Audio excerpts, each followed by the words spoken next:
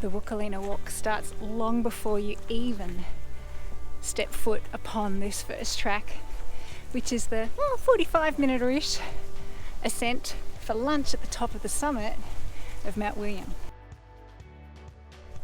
And already I know this is unlike any other walk experience I've ever done.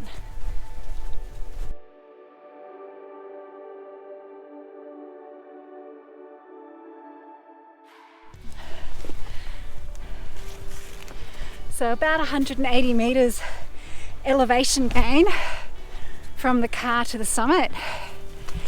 And yeah, 30 to 45 minutes. And wow. And we're standing on Wukalina, woman's breast in local Palawa Kami, which is, as Ash the amazing guide tells me, pretty much translates as blackfella talk.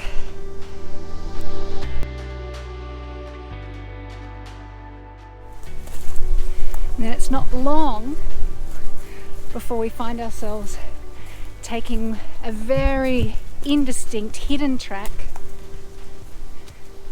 to get onto the Wukalina Walk to head towards the private huts. Pretty well hidden.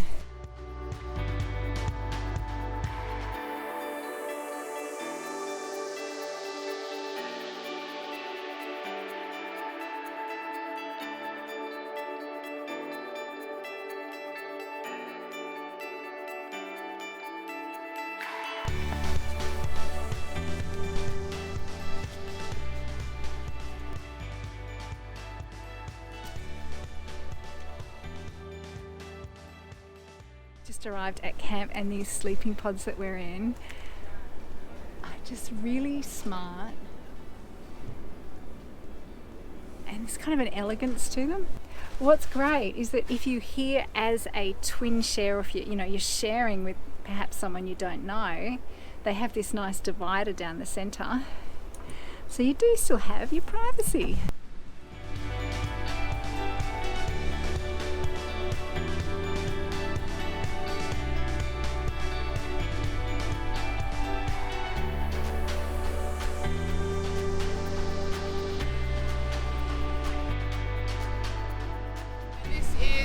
Beach popcorn, as we call it. So all of these white little bubbles all along here, the ones that are really nice and white, we actually can eat them.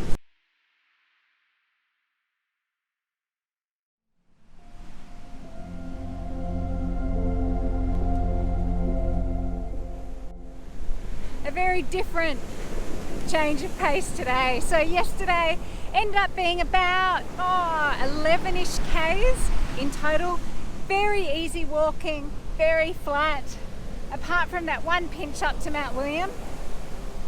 And this morning and today, probably only a couple of Ks, but it's all about learning about the cultural landscape from Carlita, who was the last baby born on Cape Barren Island.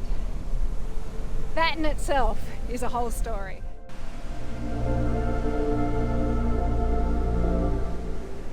Part where the flower was going goes really nice and dark purple and burgundy colour. So that's actually the fruit that grows on the Cunningham. So if you were to pick that off, a bit of nutrients. Well, I learned so much this morning. Bush tucker, bush foods from the ocean. But not only that, there was an area that, no filming, no photos, and hearing a lot about living practices.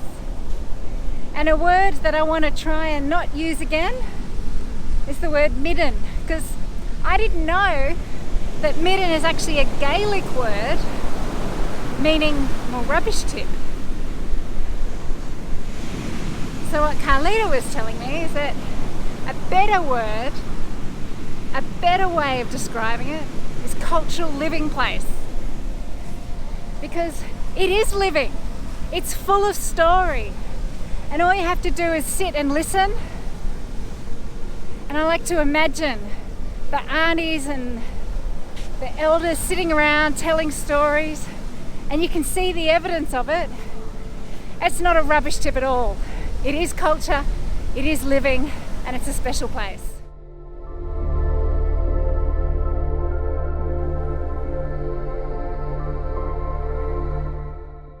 One of the things I've been really interested in seeing here on the Wukalina Walk is these incredible domed designed huts that are here. Now, they've won a bunch of awards and they're pretty impressive, but I don't know much about them. But you know who does know a stack about this place is this bloke, absolute legend, Hank Horton. So Hank, what can you tell me about the design of the huts and the materials that are used? Well, the materials are hardwood and Tasmanian timber, so that was one of the big things behind it.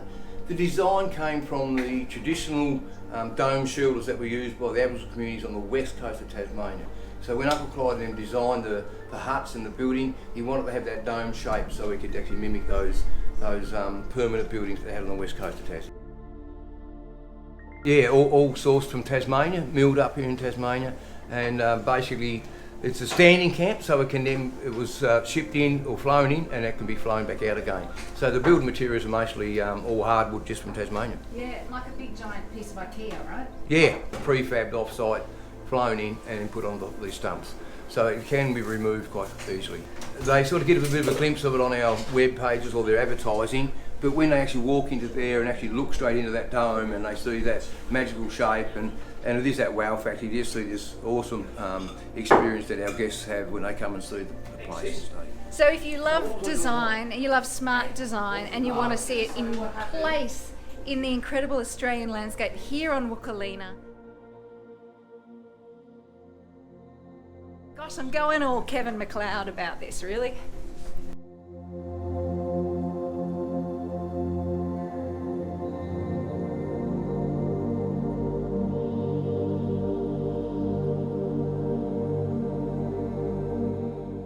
The burra and crayfish in here as well, lots of frogs.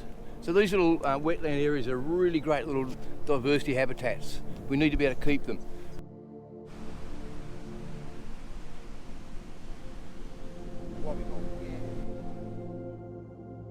Day 3 on the Wukalina Walk, and it's the longest of all the walking days. So today it's around about 16 kilometres, and a huge chunk of that, in fact most of it, is along the beach.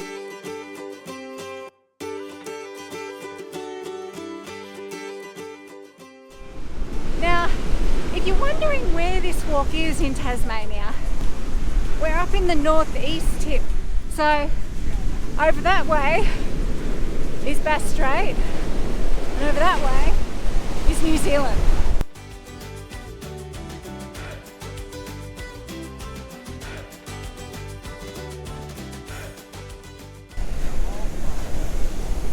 This incredible thick kelp made those beautiful baskets that were in the kitchen back in the camp.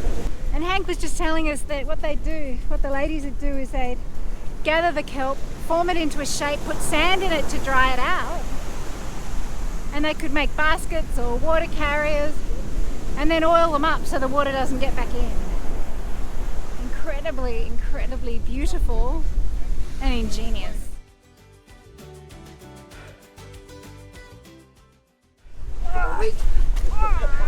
Don't fail me now. There goes my knee. Don't worry. There's not too many of those. First one for the day.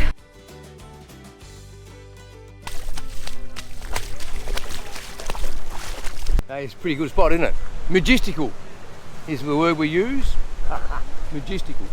Did you see the movie called Hunt for the Wilder People? I did. Yeah, brilliant picture, wasn't it? No man left behind, Hank.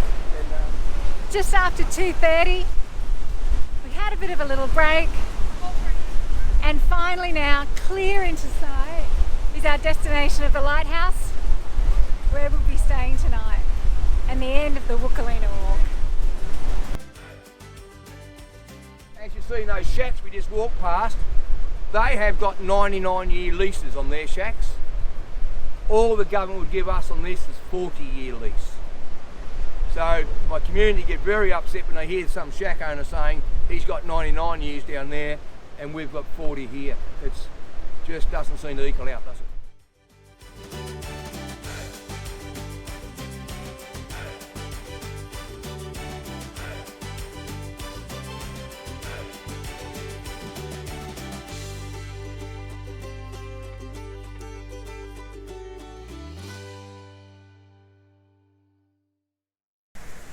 It was a wild night last night.